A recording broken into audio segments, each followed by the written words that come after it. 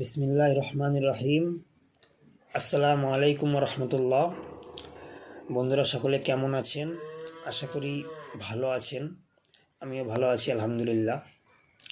তো আজকে আমি এমন একটা বিষয় নিয়ে কথা বলতে যাচ্ছি, কিয়ামত আমাদের এত নিকটে চলে এসছে সেটা আমরা হয়তো কল্পনাও করতে পারবেন না।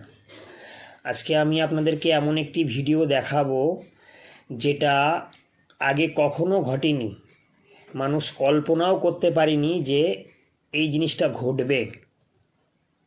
আসুন আমি আপনাদের সেই ভিডিওটা দেখাই। এই যে দেখুন ভিডিওটা আগে দেখুন, আপনারা ভালো করে খেয়াল করুন ভিডিওতে কি বলছে, আর ভিডিওর সিনগুলো দেখুন। গতকাল সোমবার ভারী বৃষ্টিপাত হয়েছে সৌদি আরবের কিছু অঞ্চলে, যার ফলে সৃষ্টি হয়েছে আকস্মিক বন্যার।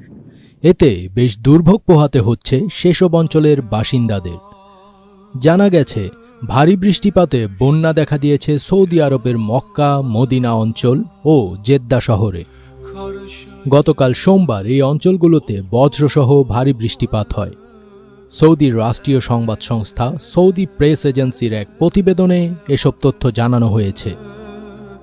মক্কার দক্ষিণ পূর্বে আল আওয়ালি এলাকায় ভারী বৃষ্টিপাতের পর ব্যাপক বন্যা দেখা দিয়েছে। এএফপির প্রকাশিত একটি ভিডিও ফুটেজে দেখা যাচ্ছে রাস্তাঘাটে গাড়িগুলো পানির নিচে তলিয়ে গেছে এবং লোকজন বন্যার পানির মধ্য দিয়ে হেঁটে যাচ্ছেন।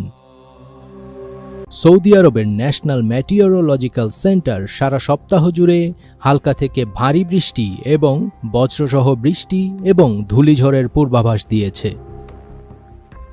দেশটির পরিবেশ, জল ও কৃষি মন্ত্রণালয়ের তথ্য অনুযায়ী বদর প্রদেশের আল শাফিয়া হতে সর্বোচ্চ 49 মিলিমিটার বৃষ্টিপাত রেকর্ড করা হয়েছে। এরপর সর্বোচ্চ বৃষ্টিপাত রেকর্ড করা হয়েছে জেদ্দার আল বাসাতিনে।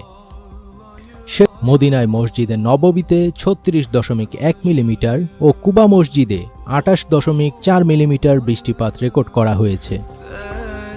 এদিকে আকস্মিক বন্যার কারণে জেদ্দা ও মদিনায় রেড অ্যালার্ট জারি করা হয়েছে।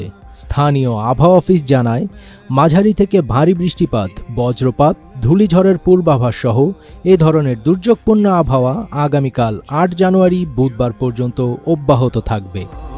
তাআলার গজব, আমার তো মনে হয় এগুলো আল্লাহ তাআলার গজব। আপনাদের কি মনে হয় কমেন্ট বক্সে অবশ্যই জানিয়েন।